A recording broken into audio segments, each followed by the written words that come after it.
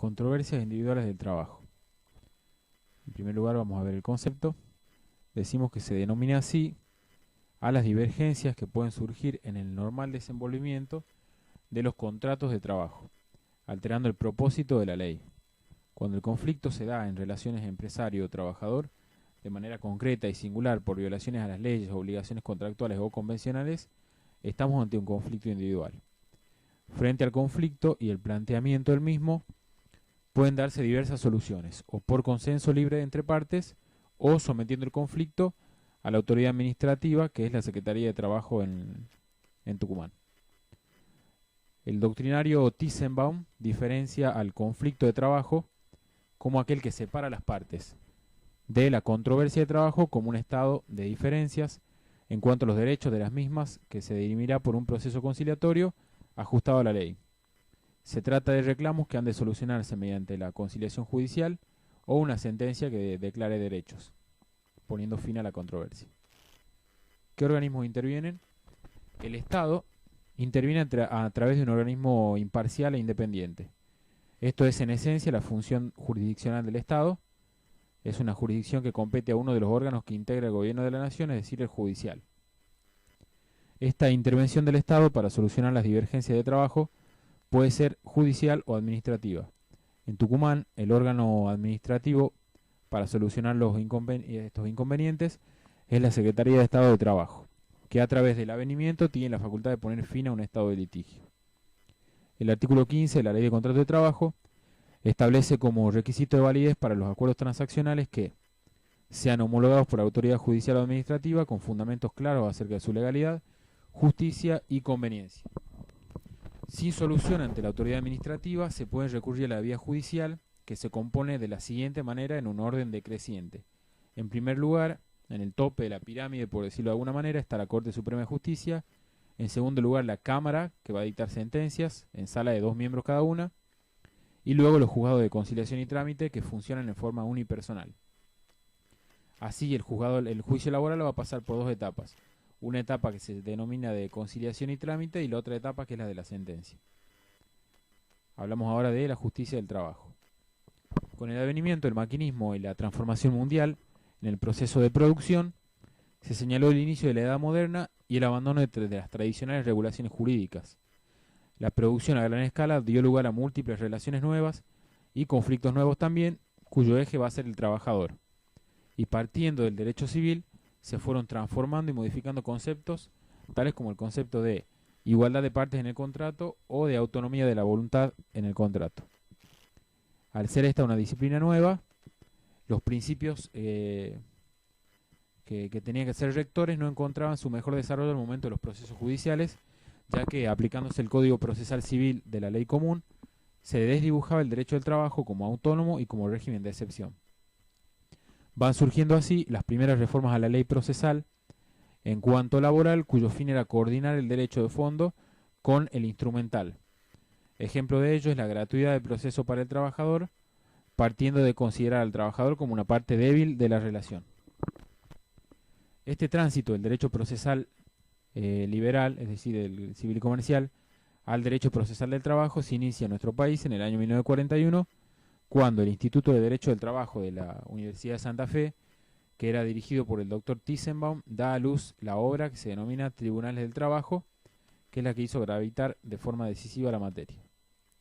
Concurrentemente, la Corte Suprema de la Nación, en la sentencia recaída en Freyjomil contra Nueva Zelanda Compañía de Seguros, reconoció la conveniencia de la creación de los tribunales del trabajo. La especial naturaleza de los intereses en juego otorga una singular trascendencia a este proceso.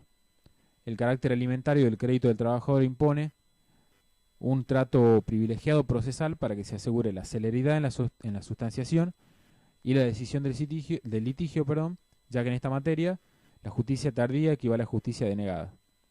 Algunas de las características de este nuevo régimen instaurado fueron: primero, establecer como previa a la contestación de la demanda la realización a nivel administrativo de una audiencia de conciliación obligatoria, la reducción de plazos para pronunciar sentencia, el impulso procesal de oficio por parte del juez, la concesión de apelación de los incidentes e interlocutores con efecto diferido, la inapelabilidad de los juicios que no alcanzan determinado monto pecuniario, la personería de los mayores de 14 años para estar en juicio, la competencia del tribunal para entender en etapa de conocimiento en caso de que el demandado estuviera involucrado en un juicio universal, la actuación del Ministerio Público como parte necesaria de todos los juicios, la no aceptación de la recusación sin causa de los magistrados del Fuero Federal, la posibilidad de que el juez falle ultra petitia cuando no se han reclamado rubros que por ley le correspondían al trabajador, que a las personas citadas por el juez debía abonar el empleador el salario por el tiempo de interrupción de la tarea por tal motivo.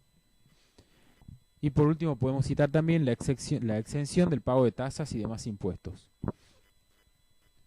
La necesidad de contar con tribunales de trabajo se vio satisfecha en la mayoría de las provincias, con la diferencia que solo se encuentra en la modalidad de los procesos.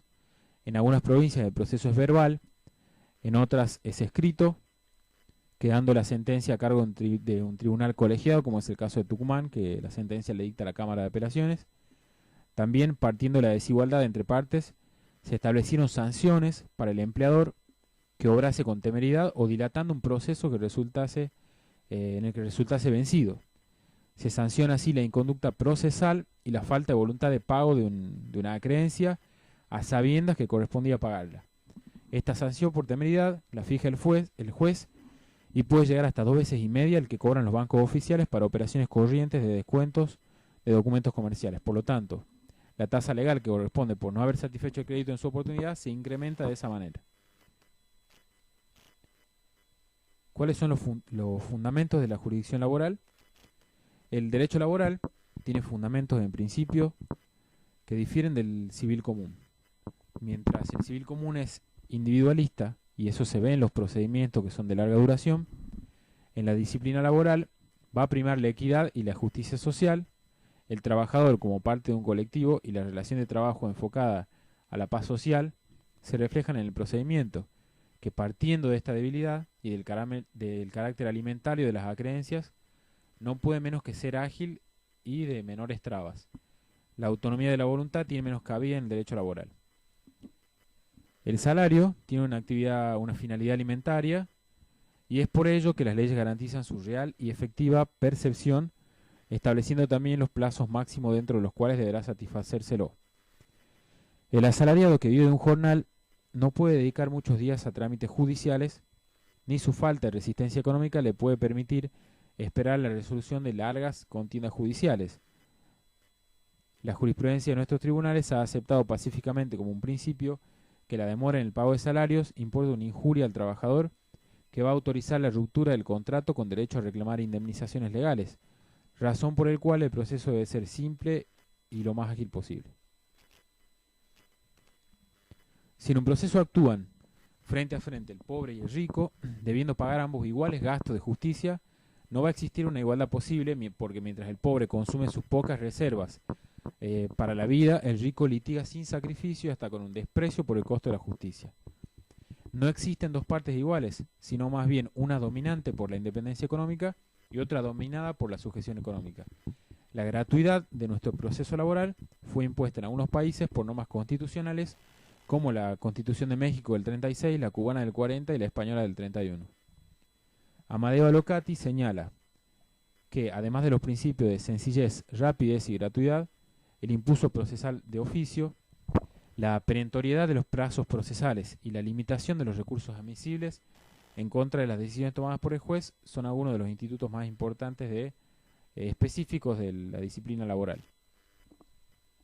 Los autores modernos adoptan postulados que son propios de este tipo de proceso, caracterizándolo y diferenciándolo de los demás, tales como, primero, la igualdad por compensación. El derecho del trabajo constituye un sistema normativo de protección de los económicamente más débiles, que es el principio protectorio. Frente a esta desigualdad, reacciona el derecho con la creación de otras desigualdades jurídicas, favoreciendo al más débil.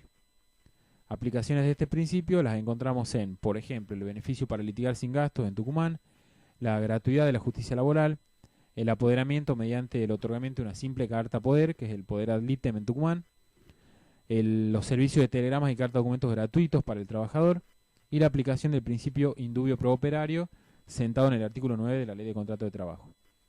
En segundo lugar, podemos citar también la irrenunciabilidad de los derechos. Mientras en el civil reina la autonomía de la voluntad y sus lógicas consecuencias, la libre disposición de derechos ejercitados por las partes en el proceso laboral no es igual. Como el trabajador carece de facultad de disposición de los derechos que le otorgan las leyes o convenios colectivos, se establece así un piso mínimo de derechos, lo cual se hace efectivo o se hace muy visible en el principio de irrenunciabilidad de los derechos. Es decir, no hay autonomía de la voluntad, puesto que hay derechos que no pueden ser negociados de parte del trabajador. Por ejemplo, el trabajador no puede negociar no cobrar sueldos durante tantos meses, o no puede negociar renunciar a indemnizaciones tarifadas de ley, o a cualquier beneficio que la ley le otorgue de manera inexorable. En tercer lugar, vamos a citar la libre investigación judicial. La ley que regula el proceso laboral le da al juez amplias facultades de investigación, pudiendo decretar medidas probatorias que estime convenientes. Así se abandona la postura de juez espectador para poner a un juez director del proceso. En cuarto lugar, citamos la celeridad de la sustanciación. Una vez interpuesta la demanda, existe la posibilidad de que la parte impulse el procedimiento, que es la carga procesal que todos conocemos, y asimismo, simultáneamente, tiene un deber el tribunal de impulsarlo de oficio el procedimiento para cuanto antes llegue una sentencia. Al impulso de oficio se agregaron otras disposiciones tendientes a obtener celeridad, tales como la improrrogabilidad de los plazos, la simplificación de formas, la reducción de recursos y la instancia única. Pasamos ahora a citar otro ítem en referencia a lo que venimos hablando, que es la oralidad, como beneficio en cuanto a lo procesal laboral. Algunos códigos procesales laborales, como el de Buenos Aires, consagran el sistema de la oralidad para el juzgamiento de las controversias del trabajo, pero no por ello el proceso es oralmente puro, ya que cede parcialmente al sistema escrito, en el caso de escrito de demanda, contestación, excepciones y defensas, informes de oficinas públicas e informes periciales, que van a ser por escrito, al igual que la sentencia y los recursos extraordinarios que se interpongan contra la misma. Lo que va a caracterizar al proceso oral, diferenciándolo del escrito, es la inmediación del tribunal en la recepción de la prueba, que es rendida verbalmente en su presencia sin intermediarios que la deformen o desvirtúen, en una sola audiencia seguida de alegatos que van a producir las partes acerca del mérito de las probanzas. ¿Qué diferencias tenemos con la justicia civil? La justicia laboral nació como una escisión, es decir, una división de la justicia civil, porque esta última no ofrecía garantías que eran necesarias para que el trabajador reclame sus derechos judicialmente. La principal diferencia es que la justicia civil siempre va a recibir reclamos de naturaleza patrimonial, mientras que en el laboral son reclamos de naturaleza alimentaria. Así también, la función del juez, que en el proceso laboral asume funciones de director. En la justicia laboral se puede elegir a juez con competencia territorial según más le convenga, mientras que en la justicia civil se aplican principios más bien generales. En el proceso laboral, los jueces no son recusables sin causa, con lo cual ya se gana tiempo. Una de las características del proceso laboral es la urgencia, estando obligados los organismos públicos o privados a prestar preferente atención y dar pronto despacho a los informes o diligencias que se les encomienden, situación que no acontece en el fuero civil. Además, en el fuero civil se puede actuar con un poder, que es el poder ad litem, cuya confección es gratuita y se gestiona en el Palacio de Tribunales. Los términos también son más cortos en el ámbito laboral, las resoluciones son inapelables, la justicia del trabajo es gratuita para el trabajador, ya que está exenta del pago de tributos, no siendo lo mismo la justicia civil, que implica gastos de inicio de la demanda, que muchas veces son bastante onerosos. Los términos para dictar sentencia para los tribunales de trabajo son más cortos que para el fuero civil. La vía recursiva en la sede laboral es más restringida, reduciéndose los filtros para acceder a las sucesivas instancias. El recurso de casación ante la Suprema Corte, contemplado en la Ley Adjetiva del Trabajo, tiene más requisitos que el que se encuentra previsto para los códigos de procedimientos civiles. Las formas de imponer las costas procesales para el proceso laboral, por aplicación del principio protectorio, es diferente a la sede civil. Las regulaciones de honorario, sobre todo a los efectos de determinar la base regulatoria, es diferente de la regulación de honorarios de la sede civil, lo cual siempre va a ser en beneficio del trabajador. La ejecución de sentencia es mucho más rápida y el procedimiento ejecutivo mucho más rápido que el civil y comercial. En cuanto a los tribunales laborales, podemos citar que en la década del 40, dado el incremento y la importancia adquiridos por las cuestiones emergentes del contrato de trabajo y los conflictos jurídicos individuales y el tráfico comercial, se sintió la necesidad de crearlos.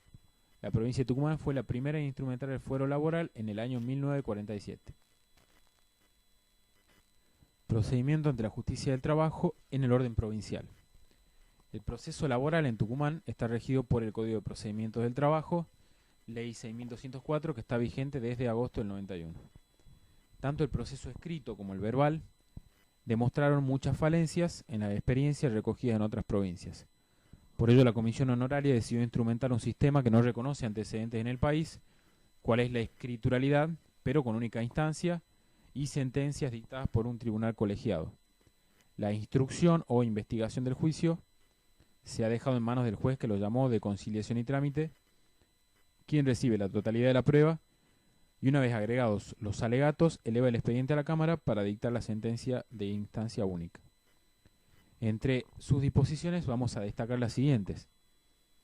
En cuanto a la competencia territorial, el artículo 7 le otorga opción al trabajador o a los herederos al momento de entablar la demanda, que se podrá hacer entre el del domicilio del demandado, el del domicilio del juez donde se ha prestado el trabajo, el del juez del lugar de celebración del contrato de trabajo. El artículo 11 establece que el impulso procesal le corresponde a las partes. Sin perjuicio de ello, el juez podrá disponer de oficio las medidas tendientes a evitar la paralización de los procesos. El artículo 12 declara que las actuaciones procesales del trabajo tienen el carácter de urgentes y los organismos nacionales, provinciales, municipales están obligados a prestar atención preferente y dar pronto despacho a las diligencias que se les encomienden. El artículo 13 establece la gratuidad y el artículo 14 la supletoriedad del Código Procesal Civil y Comercial. En cuanto a la actuación en juicio, el trabajador o sus herederos podrán hacerse representar mediante el poder ad litem, que es gratuito, y el trámite de obtención es un trámite simple ante la autoridad administrativa del Poder Judicial. Dicho poder contiene las facultades de estilo para litigar y la enunciación de las personas a demandar. Solo constará el nombre de los apoderados y de la persona a demandar, eliminándose el requisito de enumeración de acciones, a deducir que en la práctica solo lleva innumerables planteamientos de falta de personería sin cumplir ninguna finalidad. En cuanto a los términos, todos son perentorios e improrrogables y corren a partir del día siguiente de la notificación. Si fueran comunes, correrán al día siguiente de la última notificación. Las medidas cautelares, para ello hay un procedimiento ágil para embargos, estableciéndose casos especiales en los cuales las cautelares son procedentes, además de la aplicación supletoria del civil y comercial. Además, se establece que se presumirán que concurren los extremos exigidos por la ley adjetiva civil para la procedencia del embargo preventivo en los casos de incontestación de demanda, indemnización tarifada por infortunios laborales, siempre que estos hayan sido reconocidos en sede administrativa, despido directo sin causa cuando la cesantía resulte documentadamente acreditada, y despido directo fundado en fuerza mayor siempre que la cesantía resulte documentadamente acreditada. ¿Qué pasa con la demanda y la contestación? La presentación de la demanda debe ser por escrito y con copias para traslado, lo que expresará nombre y apellido del accionante, nacionalidad, estado civil, documento, profesión, domicilio real y domicilio procesal. El nombre y apellido, el domicilio y condiciones personales que se conozcan del demandado, el objeto de la demanda con la fecha de ingreso del trabajador y de egreso si la hubiera, la categoría profesional, los horarios de trabajo, la descripción de las tareas, el carácter permanente o transitorio de las tareas, el ámbito físico donde prestó tareas, la remuneración que percibió y que debía percibir, la forma de pago y si existió capacitación laboral. También deben describirse los hechos y el derecho en que se funda la demanda, y por último las peticiones en términos claros y precisos. Además, se deberá acompañar la totalidad de la documentación relacionada con el juicio y que obrara en su poder, en caso que no la tuviera, debe individualizar dónde se puede encontrar. Si la demanda no reúne los requisitos, el juez intimará a subsanar en el término de 5 días, bajo apercibimiento de no tener por presentada la demanda.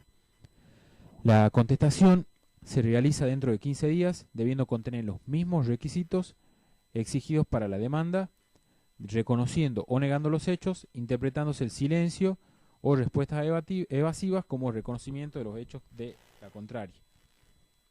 En el mismo término, para contestar la demanda, el accionado puede reconvenir, debiendo tener dicha reconvención los mismos requisitos exigidos para la demanda. Las únicas excepciones admisibles, como de previo y especial pronunciamiento, son la de incompetencia, la de falta de capacidad de las partes o personería de sus representantes, la litispendencia, la cosa juzgada. Estas excepciones tramitan por las reglas previstas para los incidentes. Etapa de conciliación. Con posterioridad a la traba de la litis, la causa se abre a prueba solamente para ofrecer y por el término de 5 días. Vencido ese término, el juez llama a una audiencia de conciliación entre partes que tiene carácter obligatoria y se notifica personalmente en el domicilio real. Dicha audiencia debe ser realizada con la presencia del juez, quien tendrá una participación activa procurando avenir a las partes. En caso de incomparecencia de la actora, se tendrá por desistida la demanda y la contestación de la reconvención si la hubiera. Si la que incomparece es la demandada, se tiene por desistida la contestación y la reconvención, devolviéndose el escrito y teniéndose como ciertos los hechos que se invocaron y como auténticos y recepcionados los documentos acompañados. Esta presunción procederá si el trabajador acreditara la prestación de servicios. En cuanto a la prueba, el término para producción es de 30 días y comienza a partir de la conclusión de la audiencia de conciliación. Toda resolución que se dicte durante esta producción de pruebas va a ser siempre inapelable. Las pruebas que se pueden ofrecer son la confesional, documental, informativa, pericial y testimonial. Vencido el plazo, el actuario produce un informe donde constarán las pruebas ofrecidas y producidas y su agregación al expediente. A continuación, el juez pondrá los autos para alegar por el término de 4 días por cada parte y por su orden. Vencido el plazo, se agregarán los mismos y se elevará la causa a la Cámara del Trabajo, la cual dictará la sentencia definitiva. La sentencia no solamente se pronuncia sobre el derecho, sino que además contiene el monto actualizado de la condena, las regulaciones de honorarios de los profesionales y la imposición de costas procesales.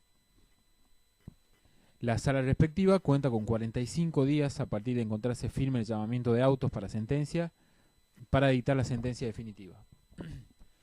De lo expresado, surge que la sentencia laboral es un acto jurisdiccional complejo, ya que en ella se deben realizar todos los cálculos económicos correspondientes a los rubros, monto que a la vez sirve de base regulatoria para determinar honorarios de los intervinientes, letrados, peritos y consultores, lo cual se hace en el mismo acto. ¿Qué recursos caben? Cabe la aclaratoria, la revocatoria y la casación. Se pueden alegar también hechos nuevos. Puede alegarse y probarse por el trámite previsto en el Código para los incidentes por cuerda separada. El hecho nuevo solo podrá invocarse ante la sala que correspondiera y hasta los 3 días después de notificado el llamamiento de autos para sentencia, y solo se aceptarán como hechos o documentos nuevos los de fecha posterior a la traba de la litis, o en el caso de ser anteriores cuando se acreditare la imposibilidad de invocarlos o individualizarlos con la anterioridad de ese acto procesal. En caso de que la sala rechazara el hecho nuevo invocado, el incidente no se agregará a la causa principal ni considerado en la sentencia. ¿Cuál es el procedimiento en la segunda instancia? Una vez elevada la causa a la Cámara, en el día se llamará los autos para sentencia. El llamamiento pone fin al debate, existiendo 2 excepciones. Tanto el hecho nuevo como la producción probatoria en segunda instancia serán procedentes siempre y cuando sean conducentes a resolver algún hecho controvertido. La admisibilidad y pertinencia siempre depende del criterio de la Cámara. La Cámara puede, antes de la sentencia, disponer realización de medidas para mejor proveer. Esta facultad establece que los magistrados tienen dirección y contralor en la tramitación de los juicios, pudiendo disponer de oficio todas las diligencias que sean convenientes para llegar a la verdad. La sentencia definitiva que pone fin al litigio deberá notificarse en los domicilios reales, y los recursos admisibles, como bien dijimos anteriormente, son la aclaratoria. Es un recurso que se interpone ante la sala que dictó el pronunciamiento en el término de 3 días de su notificación, y solo podrá fundarse en errores materiales, conceptos oscuros y omisiones de la sentencia, no pudiendo por esta vía alterarse lo sustancial de la decisión. Se correrá vista a la contraparte por el término de 3 días, vencido el cual el tribunal sin más trámite lo resolverá en el término de 10 días hábiles judiciales. La interposición de este recurso suspende el plazo para interponer cualquier otro recurso. El recurso de revocatoria se interpone ante la sala que dictó el pronunciamiento dentro de los 5 días de notificada la decisión, tiene que estar fundado y está reservado solamente a los profesionales que intervienen en la causa por la regulación de sus honorarios. De este recurso se corre traslado a la contraparte por 3 días. Contestado el traslado o vencido el plazo para contestarlo, el tribunal debe resolver en 10 días. Por otro lado, tenemos el de casación. Casación se interpone contra sentencias definitivas y demás que tengan la virtualidad de poner fin al pleito o hacer imposible la continuación. El plazo es de 5 días luego de notificada la sentencia y se lo interpone ante la sala que lo dictó. Este recurso se funda en violación, inobservancia o errónea aplicación del derecho, sustantivo o adjetivo, y cuando la interpretación de la ley realizada por la sentencia resultara contradictoria con pronunciamientos dictados en los 5 años anteriores. El escrito deberá bastarse a sí mismo, haciendo una relación completa de los puntos materia del agravio, debe contener cita de las normas que se pretenden quebrantadas, exponiendo las razones que fundamentan la afirmación, y además debe afianzar el recurso.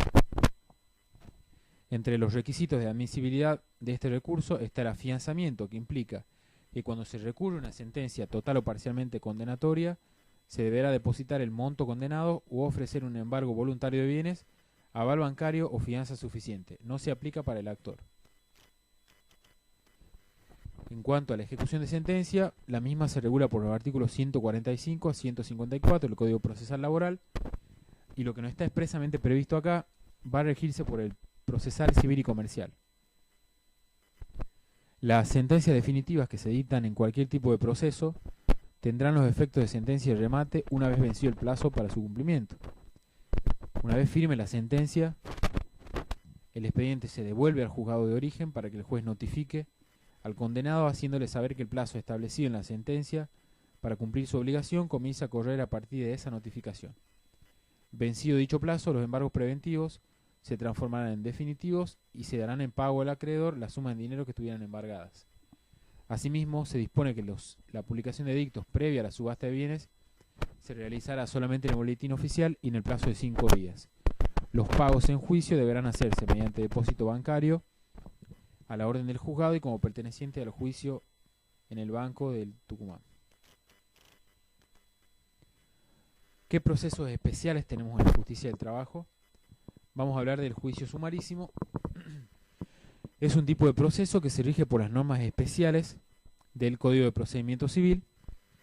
Estarán sujetos al procedimiento sumarísimo aquellos que tengan por objeto la discusión de sanciones disciplinarias vigentes de la relación laboral, el cobro de indemnizaciones por despido directo sin causa, el reclamo de indemnización reducida por despido directo fundado en fuerza mayor, falta o disminución de trabajo, siempre que la cesantía resulte documentadamente acreditada, el cobro de indemnización por fallecimiento, siempre que se acredite con prueba instrumental la fecha del deceso con relación laboral vigente, las demandas de desalojos de inmuebles concedidos al trabajador como accesorio a la relación de trabajo, el pago por consignación, la acción de amparo laboral y los demás casos en que las leyes dispongan un trámite sumario o sumarísimo.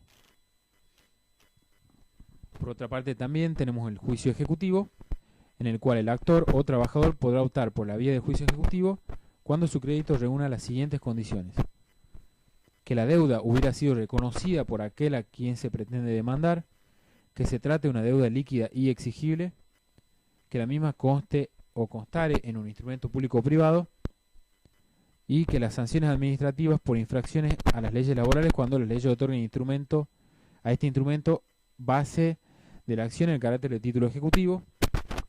Una vez recibida la demanda y agregado el instrumento ejecutivo, el juez ordena la intimación de pago, embargo y citación de remate para que en el término de 3 días oponga excepciones bajo procedimiento de llevar adelante la ejecución. En este caso, son admisibles las excepciones de incompetencia, falta de capacidad o personería, litispendencia, cosa juzgada, falsedad del instrumento, pago total o parcial debidamente documentado y prescripción. Por otra parte, el juicio de apremio es la ejecución que realiza el Estado para cobro de créditos a su cargo. Es la ejecución que se le sigue a los empleadores por haber incurrido en violación a los deberes a su cargo que están impuestos por la legislación laboral. Previamente, la Administración gestionará siempre en forma extrajudicial el cobro de la multa. Pasamos ahora al tema del derecho administrativo del trabajo. Dentro de la forma representativa republicana y federal que ha establecido la Carta Magna, tenemos la división de los 3 poderes. Sin embargo, el poder es uno y las funciones son varias. No hay que seguir la falsa idea de desvincular, aislar o poner en antagonismo de los poderes. La división tripartita de poderes no es más que una separación de funciones, órganos y competencias, pues en estricta interpretación constitucional, al poder lo integran los máximos órganos del Estado, que son el legislativo, ejecutivo y judicial, que lo ejercen a través de diversas funciones, evitando la concentración autoritaria. Las funciones del Estado son 3: administrativa, legislativa y jurisdiccional. La administrativa indica una actividad de gestión y servicio en beneficio del interés público que se traduce en la ejecución concreta y práctica de los cometidos estatales.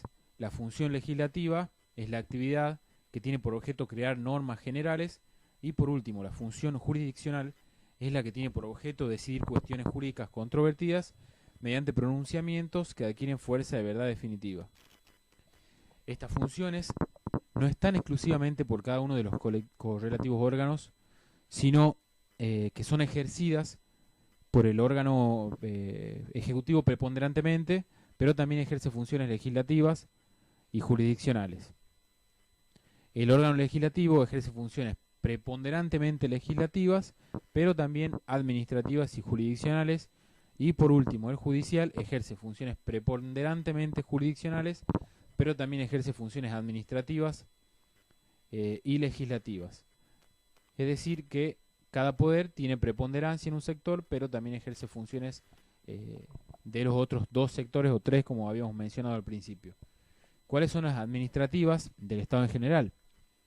La estructura política estatal, como fiel reflejo de la sociedad, se divide entre los que mandan y los que obedecen, sinónimo de gobernantes y gobernados. El control público está enraizado como principio natural en esta estructura de poder estatal, pues no hay un poder sin control o no debería haberlo. El control se impone para asegurar sujeción al obrar público y los principios del derecho y la buena administración. La rama del derecho que va a estudiar esta actividad es el derecho administrativo, que regula la tensión entre autoridad y libertad. Así, podemos decir que el derecho administrativo es el conjunto de normas y principios que regulan y rigen el ejercicio de una de las funciones del poder, que es la función administrativa, o bien, según Fiorini, es el régimen jurídico de la función administrativa. Así pues, esta función abarca la amplia actividad pública, no solo de ejecución estatal, de contenido heterogéneo, que puede consistir en dictar normas jurídicas generales o individuales, actuación material de ejecución de decisiones para satisfacer necesidades públicas, o la constitución, modificación y extinción de relaciones entre particulares, o también la efectiva realización de intereses públicos por medio de actos, hechos y contratos. Existen 2 tipos de actividad administrativa del Estado: la actividad discrecional y la actividad reglada. La primera son los actos del gobierno, que responden a razones de oportunidad, mérito y conveniencia. La función reglada de administración es la que responde a ciertos preceptos legales preestablecidos, o bien aquellos que la ley impone a la administración de obrar en determinado sentido. Por ejemplo, un administrado invocando un derecho subjetivo administrativo se presenta ante autoridades municipales para solicitar un carnet de conductor. La función administrativa del Estado en el tema del trabajo, por su característica dinámica y de constante cambio, el derecho laboral vio su evolución más reciente, la inclinación a dar participación del proceso legislativo a trabajadores y empleadores ante el Estado. La legislación laboral en nuestro país es amplia y frondosa y comprende parte importante de las principales materias que integran la esfera de la relación laboral. Pero desde hace un tiempo se observa una tendencia a no ajustar la regulación de las relaciones a nuevas exigencias que impone la realidad por vía de sanción legislativa, sino por el amplio camino del acuerdo colectivo de trabajo. ¿Qué funciones son administrativas en la creación de esta norma? La consolidación del sindicato como representativo de intereses significó un pronunciado decaimiento del ritmo de creación legislativa en tema laboral, que se vio sustituida por los acuerdos colectivos. Donde aparece más significativa la participación de estos órganos es en la formulación de la norma. En esa formulación de la norma tienen un papel preponderante en la celebración del convenio colectivo y en la adopción de actos que le otorgan fuerza erga omnes. Son los organismos del trabajo de un país los encargados de fijar una política social, la que no debe ni puede ser independiente de la política económica. La regulación colectiva influye sobre la política económica y social y la política económico-social sobre la convención colectiva. En el régimen de la ley, el efecto erga omnes de la convención colectiva es automático cuando el acuerdo se celebra ante el Ministerio de Trabajo y Seguridad Social. El artículo 10 reconoce al Ministerio la facultad para extender obligatoriedad de una convención colectiva a zonas no comprendidas en el ámbito territorial de la misma, lo cual implica un verdadero acto legislativo. Asimismo, también la Autoridad Administrativa del Trabajo pone especial atención en los procesos tecnológicos nuevos, en la especialización y técnicas nuevas de producción. Para que dichas transformaciones puedan realizarse efectivamente, es necesario que no se afecte seriamente la armonía de las relaciones entre obrero y patrón.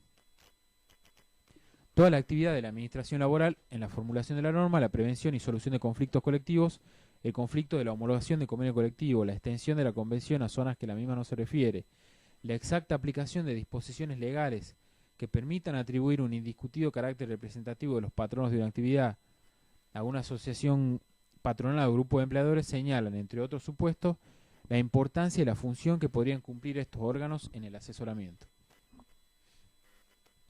¿Qué es la policía del trabajo?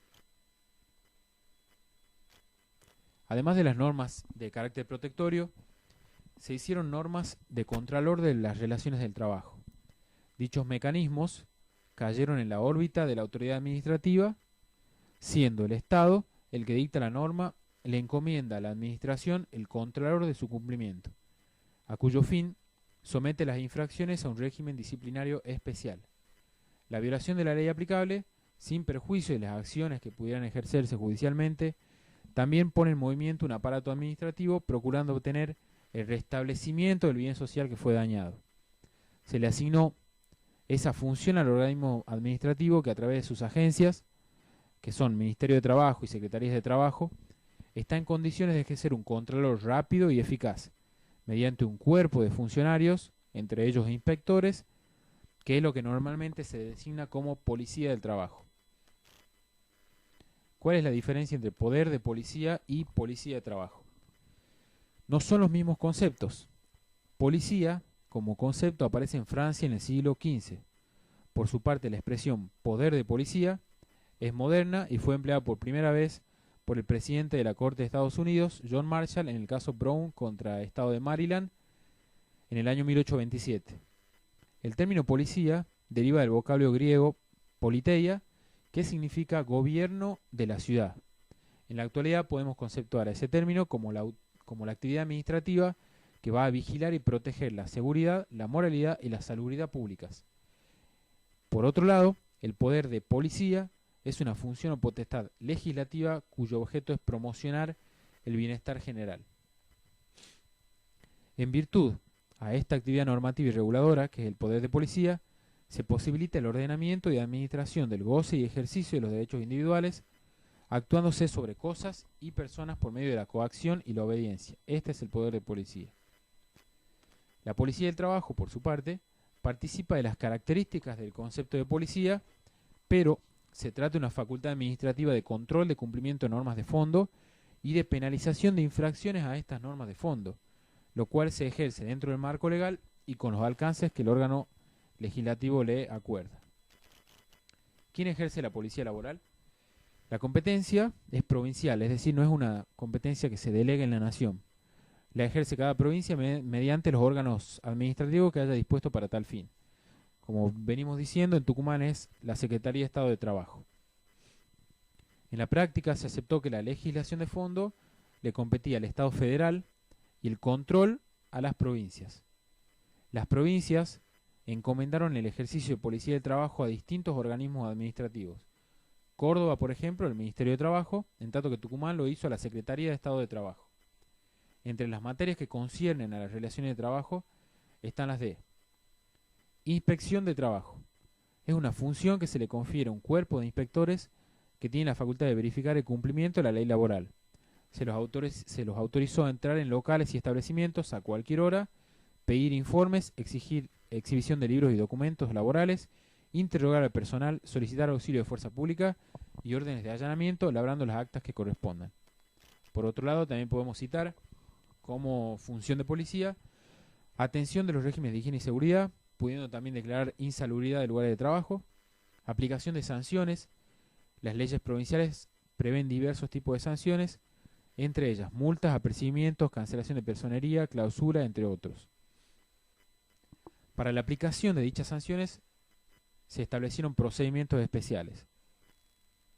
La función de conciliación, el contralor del régimen de la ley de accidentes de trabajo, el asesoramiento y patrocinio gratuito para trabajadores y el servicio de empleo. Algunas normas provinciales crean servicios especiales de empleo. Contralor administrativo de las relaciones colectivas de trabajo.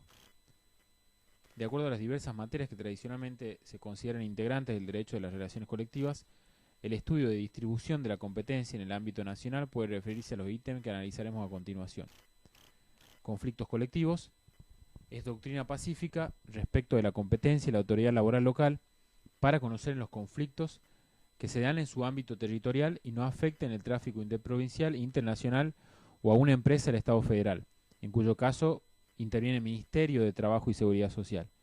Sin perjuicio de ello, se va a reconocer la facultad del gobierno central, es decir, de la nación, para dedicarse al conocimiento de conflictos que por sus caracteres afectan al interés nacional, por lo que cae fuera del ámbito que corresponde a las provincias.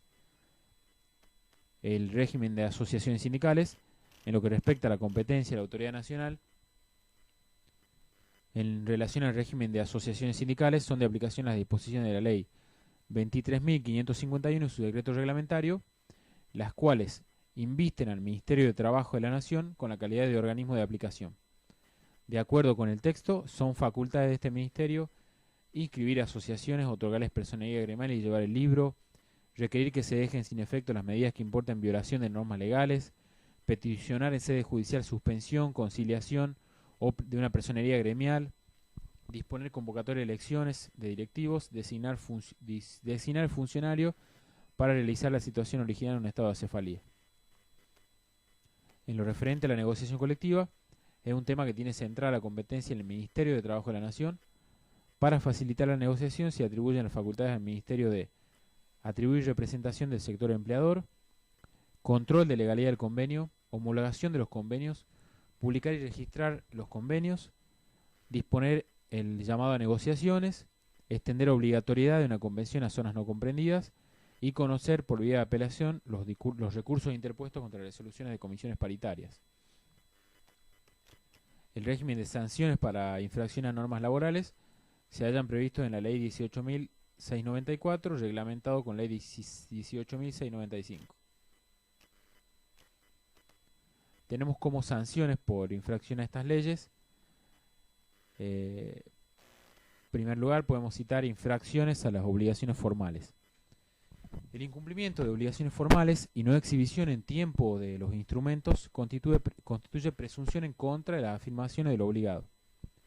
se refiere a obligación de llevar libros prescriptos por las leyes de fondo, publicar carteles especiales de los horarios de trabajo, denunciar accidentes de trabajo. Por otro lado, hay infracciones de las obligaciones emergentes de la relación de trabajo.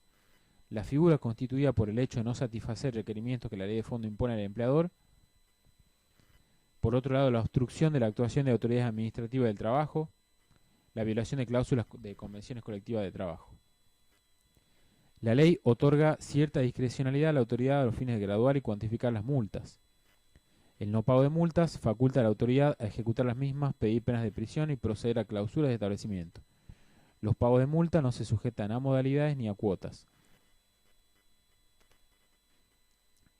Vamos a hablar ahora, llegando al final de esta unidad, al procedimiento para la comprobación y juzgamiento de las infracciones. La Ley Nacional 18.693 establece pautas poniendo su eje en el respeto al debido proceso.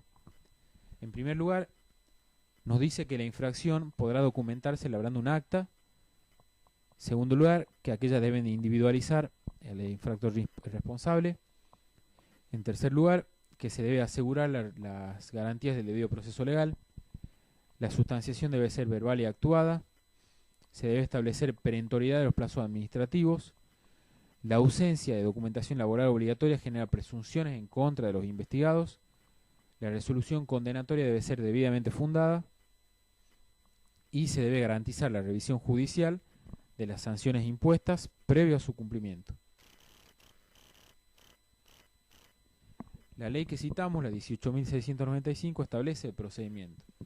Asigna carácter de presunción iuris tantum al acta de comprobación de infracción laboral.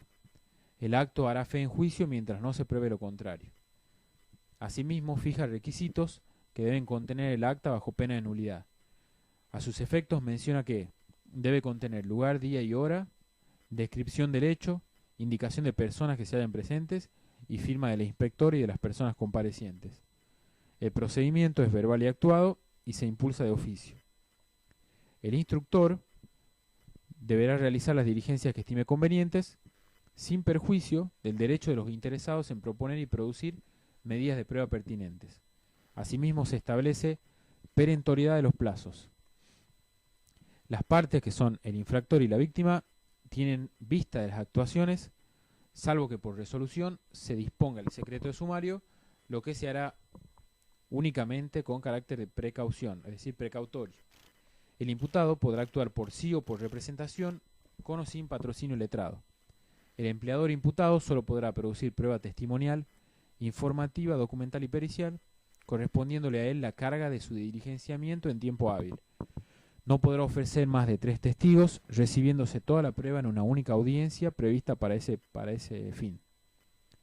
La instrucción del sumario no podrá durar más de 60 días hábiles administrativos y la resolución definitiva debe ser fundada y dictarse dentro de 15 días siguientes. La resolución será notificada personalmente o por cédula con la transcripción de la parte resolutiva al empleador y en su caso a quienes hayan sido denunciados. Puede ser apelada previo pago dentro de los 5 días hábiles administrativos de notificada. Luego de la apelación, estas actuaciones se remiten a la Cámara Nacional de Apelaciones del Trabajo en la capital federal o al juez nacional en lo federal correspondiente al lugar de la infracción. A los efectos de la ejecución, se seguirá el procedimiento de ejecución fiscal, que es el juicio de apremio. El empleador sancionado podrá solicitar su absolución fundándose en inexistencia de legitimación sustancial, inexistencia de legitimación de la instrucción sumarial, inexistencia de infracción, prescripción de la acción o de la sanción, litispendencia y cosa juzgada judicial o administrativa. La sentencia, por otra parte, deberá dictarse en el acto de audiencia dentro de 5 días de ocurrida la misma y debe ser fundada.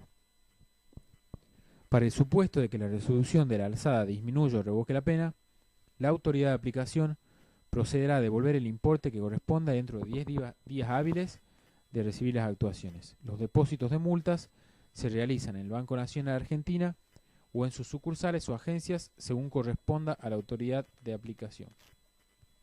Con esto damos por terminada la bolilla número 16 correspondiente a las controversias individuales del trabajo.